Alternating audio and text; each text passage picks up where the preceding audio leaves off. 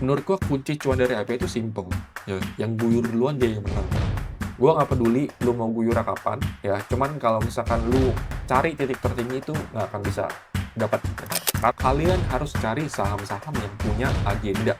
Nah, tapi justru yang bahaya itu adalah saham-saham yang agendanya itu cuma satu pada saat mereka ke IPO, yaitu adalah agendanya untuk exit ke retail.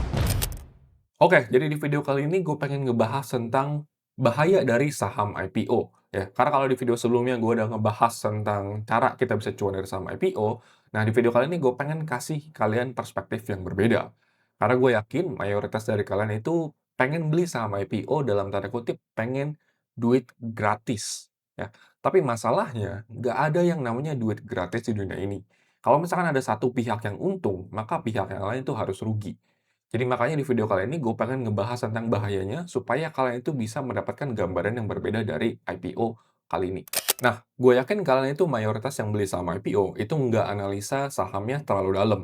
Kalian tuh nggak ngebaca laporan keuangannya, kalian tuh nggak ngecek PER atau PBV-nya, kalian tuh nggak ngecek apakah sahamnya di lock up atau enggak, ya. Tapi yang kalian cek itu adalah dari segi oversubscribe atau hype-nya.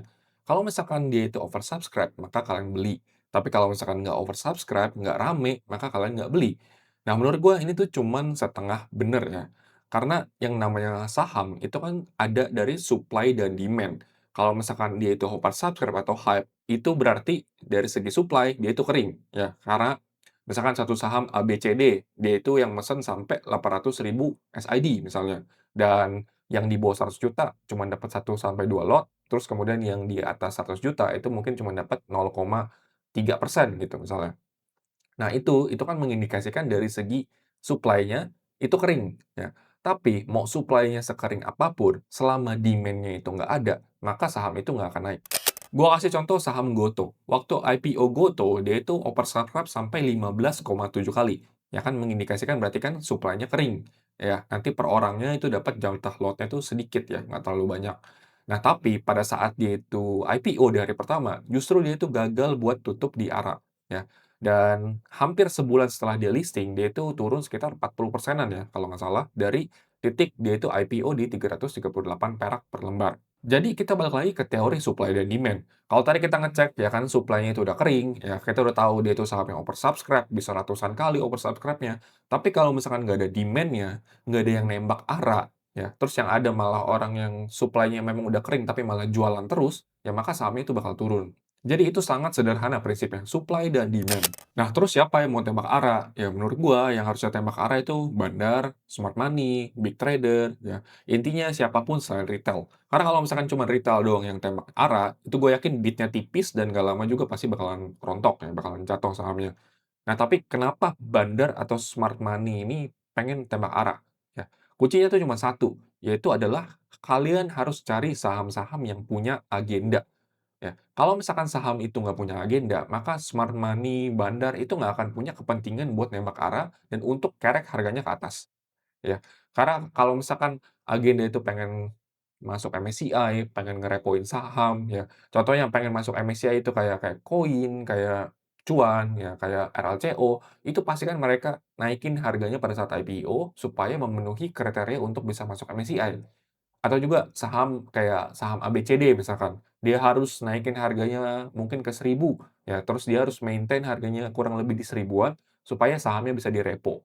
Nah, saham-saham yang seperti itu adalah saham-saham yang punya agenda, dan saham-saham yang punya agenda itu pasti akan dikerek naik ke atas.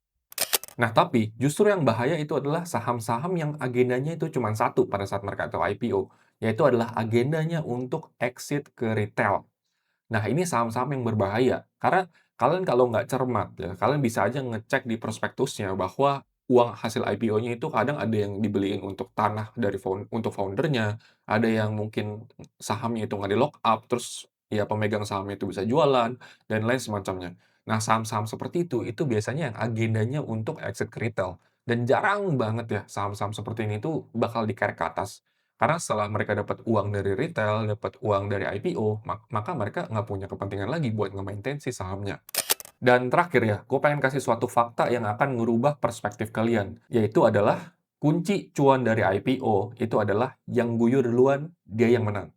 Ya bener, ya yang guyur duluan dia yang menang. Gua nggak peduli kalian tuh mau jual di hari pertama kek, ya selama kalian tuh masih cuan tuh sebenarnya kalian udah menang, ya. Meskipun ya secara teoritis kalian tuh nggak harus jual di hari pertama, karena biasanya tuh chance untuk arah di hari pertama itu cukup tinggi. Tapi tetap aja selama kalian itu masih untung, ya itu kalian itu sebenarnya udah menang, ya. Justru yang bahaya adalah ketika kalian tuh mencoba untuk tembak arah terus-menerus, besok nggak dapet tembak arah lagi, besoknya tembak arah lagi, sampai suatu ketika ada yang guyur, ya bandar guyur, terus kemudian smart money ikutan guyur, karena ngelihat bandar guyur, terus kemudian smart money lainnya ikutan guyur, terus retail yang besarnya juga ikutan guyur. Dan itu terjadi yang namanya domino effect, ya. Satu guyur, semuanya guyur, akhirnya ya arahnya bakalan copot atau bahkan bisa tutup di ARB. Itu yang bahaya. Jadi menurut gua kunci cuan dari IPO itu simpel. Ya, yang guyur duluan dia yang menang. Gua nggak peduli lu mau guyurnya kapan, ya, cuman kalau misalkan lu cari titik tertinggi itu nggak akan bisa dapat, ya. Karena kejadiannya pasti akan begitu cepat dan domino efeknya itu akan terjadi begitu cepat juga. Jadi kalau menurut kalian tuh rasanya udah cukup, ya udah banyak juga mungkin yang buang, ya silahkan buang itu nggak apa-apa. Besoknya masih arah juga nggak apa-apa. Yang penting apa? Yang penting kalian cuan dan juga terhindar dari kerugian. Oke, mungkin sekian ya buat video kali ini. Semoga ini bisa memberikan perspektif baru ke kalian dan juga kalian nggak harus selalu mikir bahwa beli IPO itu pasti cuan. Ya, enggak. Memang secara probabilitas itu tinggi, tapi kalau misalkan kalian tuh sampai salah pesan IPO, kalian tuh pesan banyak, terus kemudian ternyata dapat penjatuhan 100%, itu kalian pasti bakalan rugi. Ataupun kalian misalkan beli di pasar nego, ya berharap besok masih ARA, tapi ternyata besoknya nggak ARA dan malah diguyur, itu kalian juga bisa rugi, ya, dan lain semacamnya. Jadi, meskipun gue yakin kebanyakan dari kalian itu udah pinter, tapi gue yakin yang rugi itu pasti masih ada. Mungkin sekian buat video kali ini, thank you.